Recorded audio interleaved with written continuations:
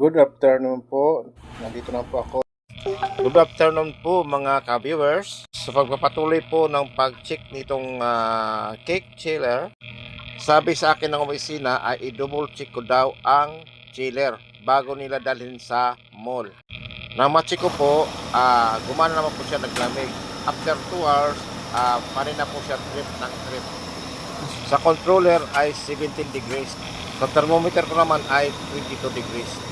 Hindi po nag-match sa controller at sa chiller chamber.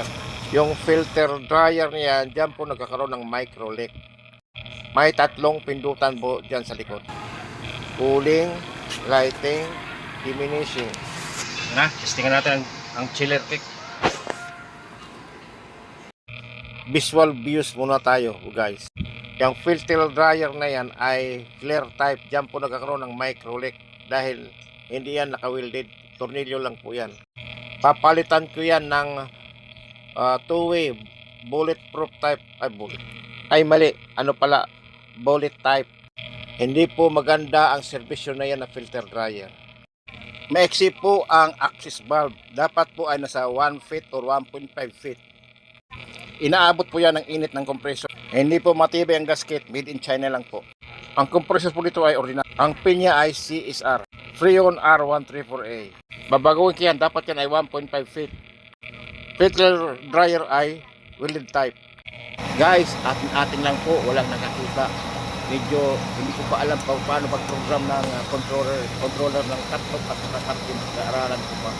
Wala kami yan sa aming bahay. Kung mayroon, umaga hanggang gabi pag-aralan ko. Hanggang sa rumupok sa Kapipindo pag-aral.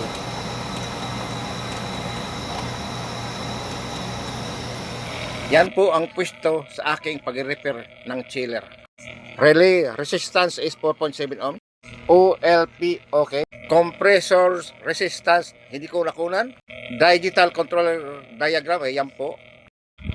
As power on. Current reading is 0.5 ampere. But ayaw to umandar ng compressor. Blower fan lang ang gumagana sa ilalim. Si compressor wa gyud. Yan po ang itsura ng cake chiller.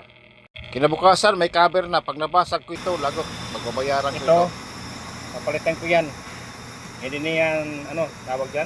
Hindi yung tornilyo. Lahat ay welded type. Hindi yan, wala yan. Old model pa yan. Ito, pangit.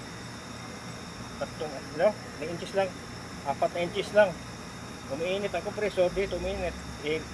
Tatamaan yung gasket, yung gasket yung made in China. Ay wala, dapat dito mga 1 feet, so ganon. Kahit uminit kasi baba, dito sa taas hindi na. So ulitin natin. Para hindi gusto ko pisado yung pag-adjust. Pero kanina sa simula, nakaabot ng 18 yun dito. After 2 hours yan na nangyari. Tapos nagtitrip.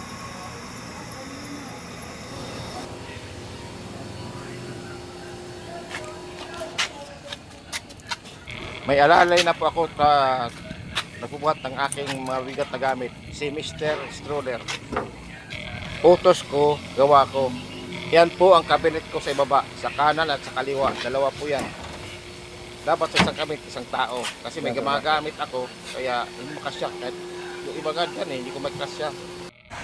Hello guys, sundan nyo paano ko ginagamit si Mr. Stroller. Kahit mabigat siya, sobrang gaan po sa pagtutulong sa akin. Ang presyo po niyan ay 350 nabili ko. Yan po ay made of aluminum. So kung bibili nyo, ibibigta ko po sa inyo na mura at may warranty pa. 500 po pesos ang amount. Ibibinta ko po yan. Ulitin ko po, 500 po ang pagbibinta ko po nito. May warranty pa.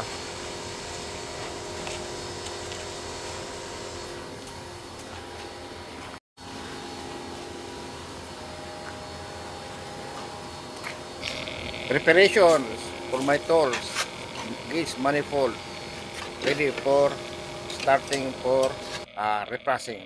Bumili pa ako ng 3 pirasong R141B, 5 feet na 1/4 copper, 5 feet na 316 na copper, 4 pieces na silver rod, filter dryer na welded type, and 4-axis valve. Ang sobrang copper po ay akin na. Alanganin naman natin na itapon ito. Yan po ang aircon technician, super technique po. Yan po ang pinagbabawal na teknik ng technician na hindi alam ng may-ari. Ang pulang yan ay cooling switch. Sa gitna ay lighting switch. Yung dilaw ay diminishing. Hindi ko alam kung anong function niya. Start running current po niya ay 0.5 ampere. Yung fan blower lang po. Ang compressor ay wala pa. Bakit kaya? Isprehan natin ng contact cleaner ang mga switches. Pero naka-off ang power ha.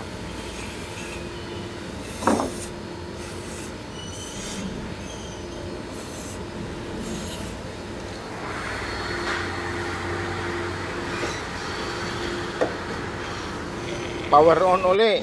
Ops, ganun pa rin. Ayaw pa rin umandar ng compressor pag starting.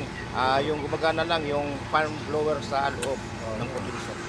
Tayo ng resistance ng compressor 8.8 ohms.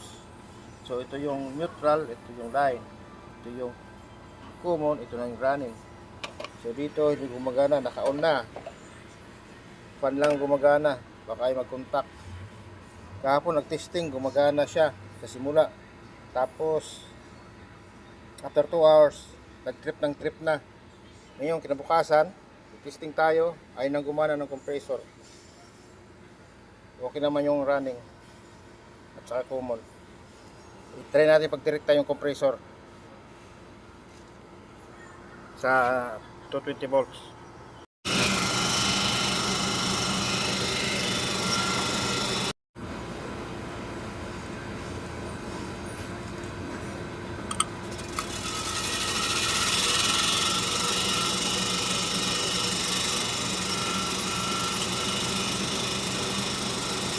Trip. Tingnan natin yung controller thermostat kung magti-trigger siya.